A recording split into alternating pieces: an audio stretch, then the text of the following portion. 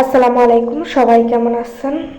আজকে অনেক দিন পর একটা নতুন ব্লগ, আমি রোজাতে একটা রোজার ব্লগ ছাড়িনি। আজকে ননদের বাড়িতে যাচ্ছি, তাদের এখানে ঈদের বাজার সদাই দিতে।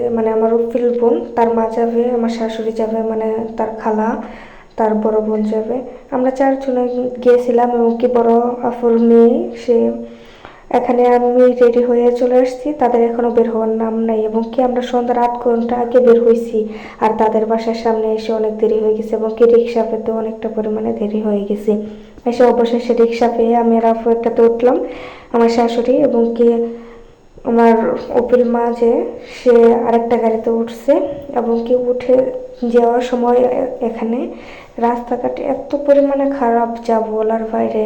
গাড়ি থেকে নেমে পড়লাম অর্ধেক রাস্তায়, গিয়ে অর্ধেক রাস্তা বাসা অব্দি একদম হেঁটে যেতে হবে। এখানে আপু যাওয়া শুরু করে দিল, এদিকে আমার উপিল মা সেও যাওয়া শুরু করে দিল। পিছনে আমি ছিলাম, তার পিছনে ছিল আমার শাশুড়ি। আর দেখেন রাস্তার কি অবস্থা বাইরে, ভাই আমি যদি আগে জানতাম এখানে রাস্তা কাটা, তাহলে আজকে আমি কখনোই আসতাম না। আর দেখেন না, অর্ধেক রাস্তায় যেতে না যেতেই আজান দিয়ে ফেলেছে। এখানে ব্যাগে খেজুরও ছিল, খেজুর নিয়ে যেতেছিল। তারপর এখান থেকে আমার উপিল মা খেজুর বের করে দিল। তারপর চারজনে 4টা খেজুর খেয়ে বাসায় চলে আসলাম অনেকটা পরিমাণে আরও হেঁটে। এসেই দেখি বেলা তারা ইফতার অর্ধেক খাওয়া শেষ। এসে আগে পানি খেয়ে নিলাম, শরবত খেয়ে নিলাম।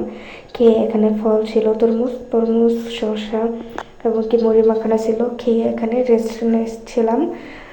আর অনেক দিন পরে আসছি আমি, প্রায় বছর খানিক পরে ওদের বাসায় আসলাম। আর এখানে আমার ননদ ভাত বসিয়ে দিয়েছে, আগেই রান্না করে রাখছিল, শুধু ভাতটা বাকি ছিল।